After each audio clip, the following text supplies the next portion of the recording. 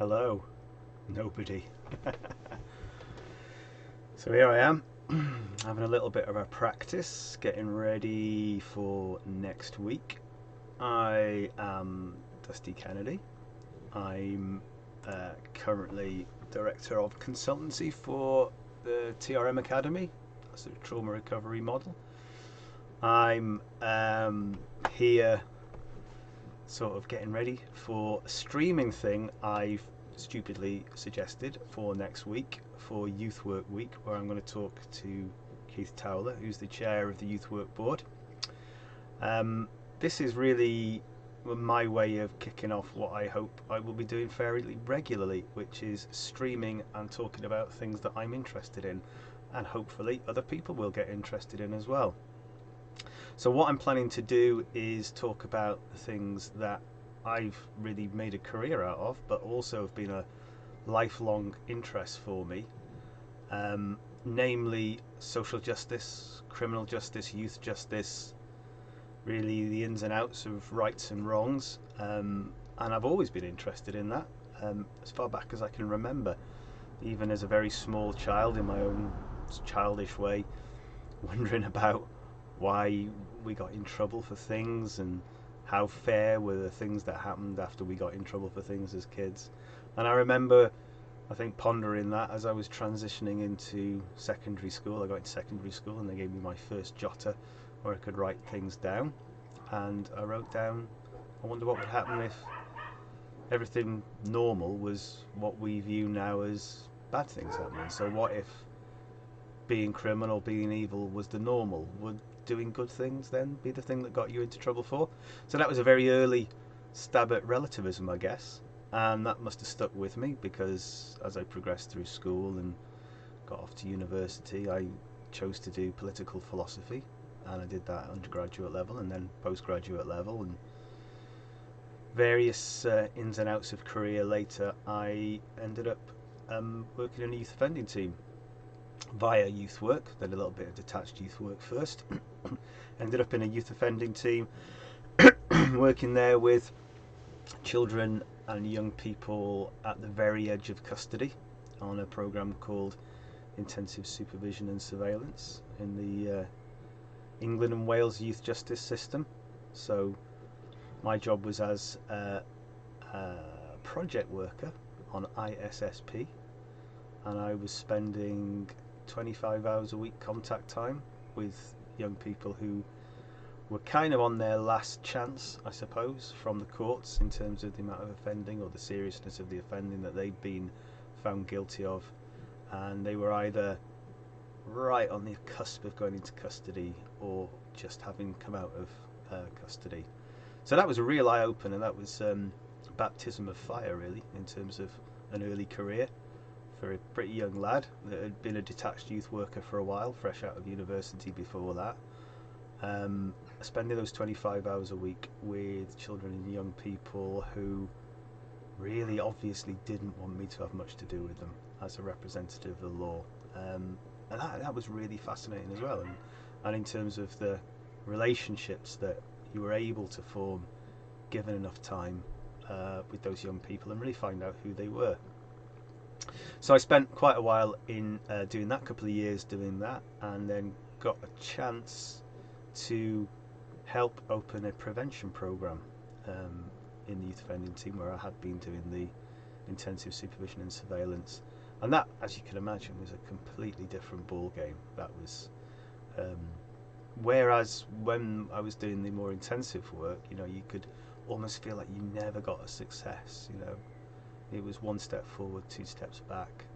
Very frustrating, not knowing whether we were doing the right thing or not. Feeling like it was the right thing, but not really getting much kind of concrete feedback. Yes, we were getting better relationships with the kids, but in terms of their stickability from moving on, you didn't get much feedback really.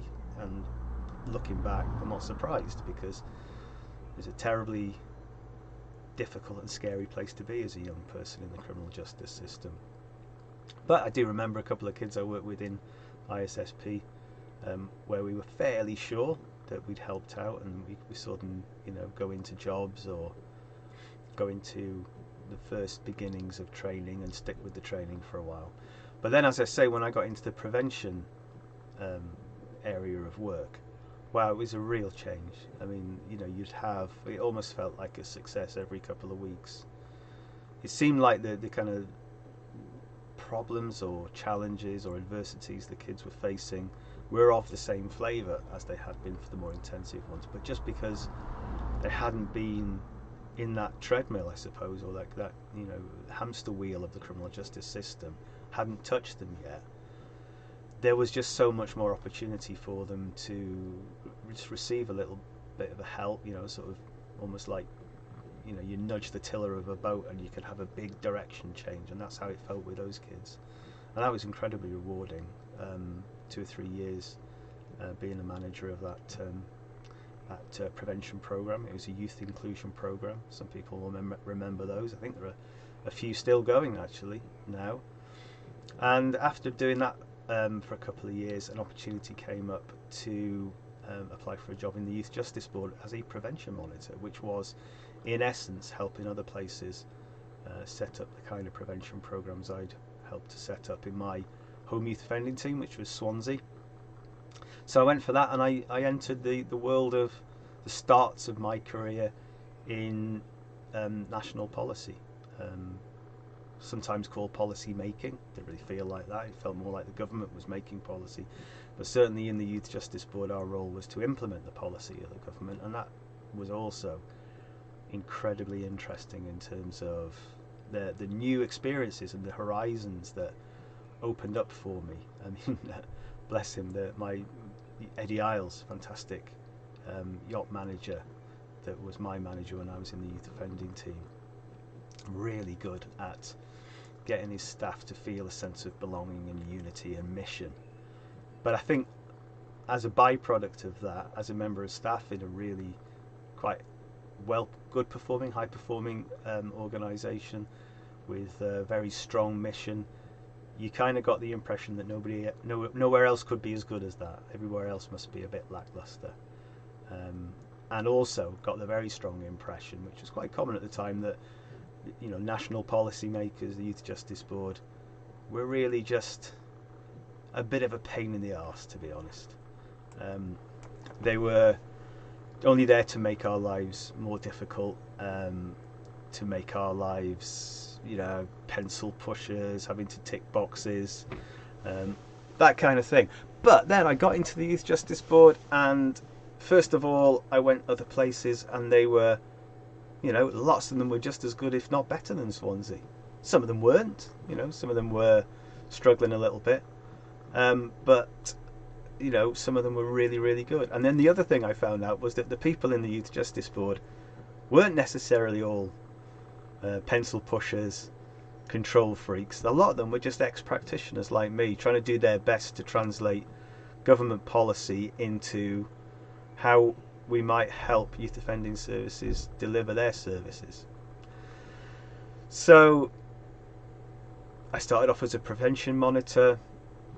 I worked doing that for a couple of years, and then opportunity came up to take my sort of interest in more strategic things, more theoretical, philosophical stuff that I've been exposed to as an undergraduate and postgraduate. And I went then for a job in the Welsh Government as head of strategy for youth justice, and managed to get that, and spent 3 really happy years working in the Welsh Government, finding out all about devolved policy and the way that devolution works, and the differences really between the Welsh way of doing things and the UK government way of doing things, which were quite different. And I'm probably going to be talking quite a bit about that as the weeks go on, just to reflect what it's like to work as a civil servant in a devolved administration.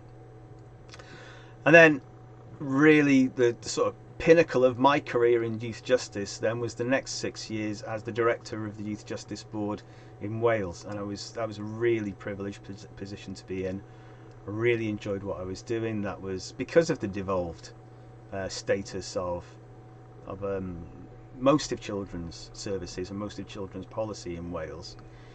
I felt like I had quite a lot lot of latitude to influence how things could be delivered in a small, devolved country. Not necessarily in distinction from how it was being done in England, but certainly to try and fit it to the landscape in Wales and try and fit it, make it work. So I'm not sure how many people are really aware of how devolution works, and certainly not of how it works when it comes to things like criminal justice, because the Welsh Government in Wales has got power, control over the vast majority of things that matter to children's lives: education, housing, health, social care. Whereas the bit that I was involved in, the bit that's kind of curtailing liberty and ultimately maybe even locking children up, was a tiny part of all that. So my job in the Youth Justice Board as the director in Wales was to try and get some influence for youth justice and criminal justice in that devolved landscape, and to try and get a fit between them, try and get an alignment between them.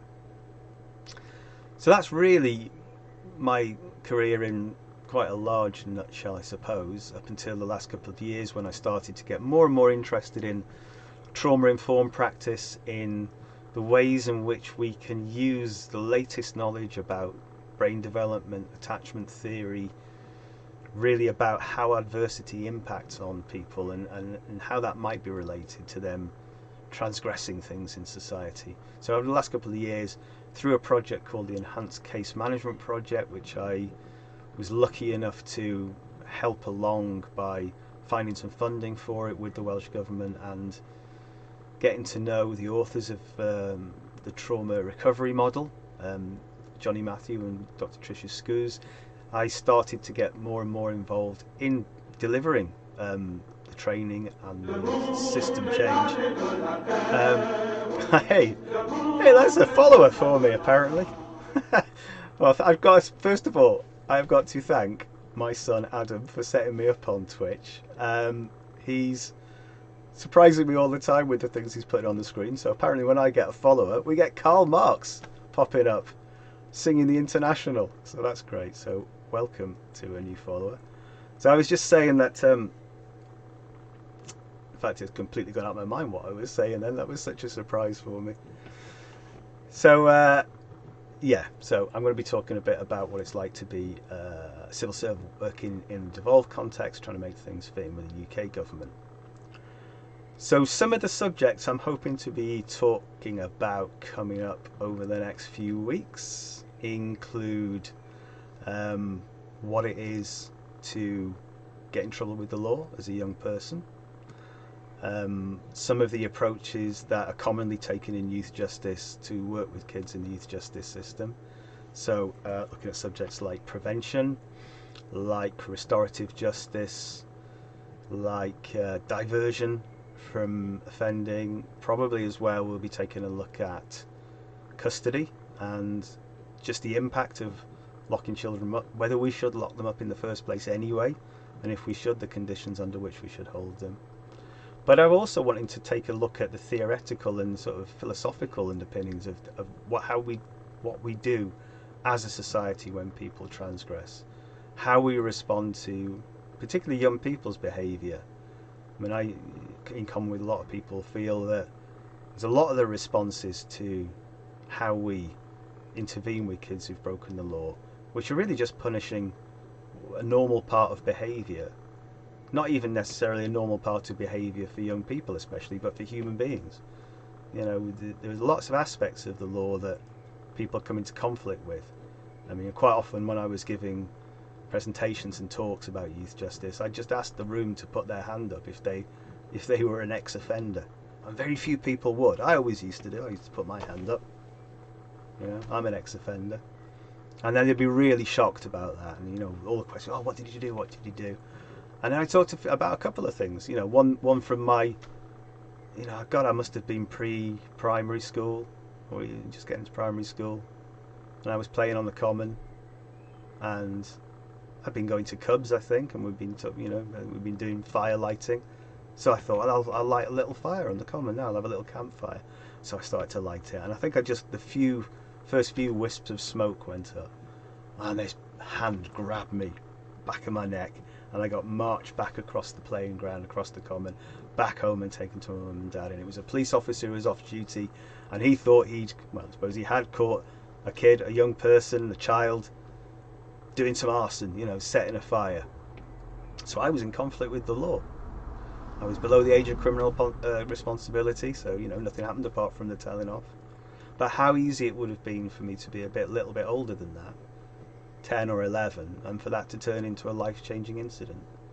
And the other thing I would say when I was doing the presentations and I'd put my hand up for being an offender was, well, like, how many of you here have got speeding tickets? How many of you got parking tickets? Or you've got into the yellow box and not had a clear exit from the junction? And then more and more people would put their hands up, and they would all say, oh yeah, well, I suppose looking at it like that, I am an offender. So that's one of the things I really want to look at in that more philosophical, theoretical aspect of things is who draws the laws up, where do we draw the boundaries, and how do we decide what's right and wrong. And I think it's got real resonance for lots of different areas of public policy and practice, not just in criminal justice, but other things like education, kids being excluded, things like the behavioural codes that you have in schools. Who draws those up, and how do you relate to those in kind of moral or ethical terms? It's similar in mental health delivery.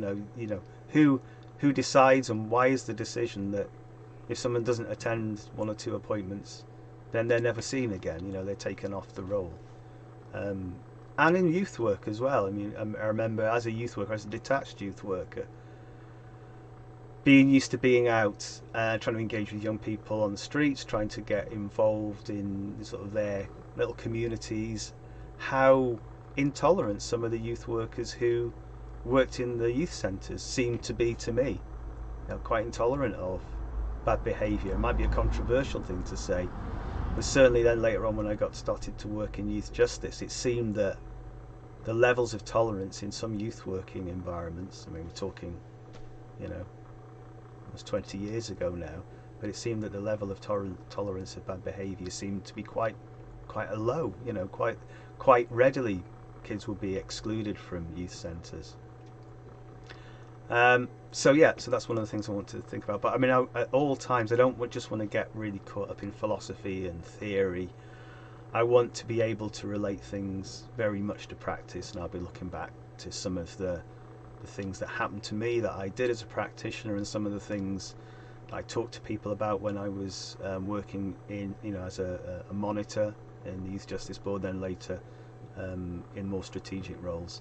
And to help me do that, I'm going to be asking some colleagues and friends that I've met over the years in my career to come on and have a chat with me about things here I'll be in my camper van here under lockdown, and they'll be coming in from their homes, not just in the UK, but hopefully internationally as well. I've got some really good friends and colleagues who I've worked with who are now in Australia, New Zealand, Channel Islands, and the United States. So it'd be really interesting to get their take on things from an international point of view. Especially looking forward to talking about restorative justice with people from Australia and New Zealand who've been living it for quite a few more years than we have in our jurisdiction. Also, don't want to just keep it to youth justice and criminal justice. I want to go back to some of my youth work roots as well, which is my opportunity to talk about what I'll be doing next week on my first proper long stream. I'll be having a chat with Keith Towler, who's the chair of the Interim Youth Work Board for Wales. I'm also a member of the Youth Work Board, and what we're going to be doing at around 3:30 next Tuesday, the 23rd of June, is taking some live questions, hopefully live if we get enough people watching, talking about Youth Work Week, and taking some questions that will probably have come from Twitter into Twitch. So we'll have a look at some of the questions that have been sent in by people celebrating Youth Work Week with us, We'll talk about the youth work strategy. We'll also doubtless talk quite a lot about the amazing response that youth workers have had to the current COVID crisis. And my God, talk about key workers. The youth workers really have been key workers during this time, not just in their youth work role, but quite often being out there delivering free school meals, doing safeguarding and welfare checks on young people who the wider local authority may have concerns about. So we'll be talking quite a bit about that and about their incredible response in terms of taking youth work online that we've seen. I chair there's a subgroup of the youth work board called the Digital Group, who I've been the chair of for about a year now, I think. There's some amazing people on that. And it's been a real, I mean, it sounds, it's a bit cliche to say it's been a privilege, but it really has been awe-inspiring to see how the members of that group have responded, but more widely, youth workers have responded by taking their work online and getting to grips with new challenges about engaging and keeping contact and safeguarding and doing participation through digital means. It's been a real challenge, and young people have responded to it really well as well. They've really engaged fantastically with those youth workers, but I think they're wanting face-to-face contact now. So we'll probably have a little talk about that and about how we might start to think about starting up back again in Wales with face-to-face youth work. I know there's a couple of areas who've started doing that in a limited way now. So we'll have a chat about that. It's going to be a great way to kick off my streaming career. Hopefully it'll bring some more people in to come and have a listen to me and have a watch of what's going on. Going forward after that, I'm going to be hopefully talking to a couple of colleagues of mine fairly soon. Johnny Matthew, who's a colleague in the TRM Academy, the Trauma Recovery Model. He's a criminologist, social worker, ex-youth worker, incredibly knowledgeable about all kinds of aspects of children's services, especially safeguarding, sexually harmful behaviour was a big specialism of his, and he spent a couple of years working in secure accommodation with some very vulnerable young people. So he's got a tremendous amount to say, a lot of wisdom about practice that we'll be sharing with you. Also, on the more kind of theoretical level, I suppose, the more academic level, criminologically speaking, I'm hoping to have Professor Jonathan Evans on from the University of South Wales, colleague of mine there. I'm a visiting fellow at the University of South Wales. Ironically, I haven't visited there yet because I kind of got appointed and then lockdown started. So I suppose I'm a not visiting fellow, hope to get there one day. What that means, I've no idea, but what it does mean is I've spent a lot more time talking to Jonathan and enjoying his company and enjoying his wisdom, and he brings a lot to my thought about these areas, particularly around a subject that no doubt we will talk about, which is desistance, which is a real look at what people can put in place, what practitioners can put in place to help young people and adults who've been involved in offending, put that behind them and move on to more positive things, and live a really flourishing and productive life in community. So I think that's probably enough really. I started off just hoping to do 5 minutes test to make sure it was loud enough. Hopefully it was loud enough. I got a little message there halfway through that I'm a bit quiet, so I've been trying to speak up. I might try and get a better microphone for next time. So yeah, it was going to be just 5-minute test, but I've been on nearly 25 minutes now talking away, so maybe this is going to be a bit easier than I thought it was going to be. So that's enough from me for now. I've been chatting to you. I'm Dusty Kennedy, and I'm going to be calling this stream Talking in Justice. Apparently that was a good choice. My kids said it's got 3 meanings, so you can work those out for yourself. So Talking in Justice, I will be back next Tuesday around about 3:30 talking to Keith Towler, Chair of the Interim Youth Work Board for Wales. And I've got to say again, great big thanks to my son Adam, who has helped me set this up, and all the good bits are down to him and all the rubbish bits are down to me, so thanks Adam. Thanks for watching, and I'm going to start my theme tune now and put the closing titles on, which Adam also did for me. So thanks a lot. Goodbye.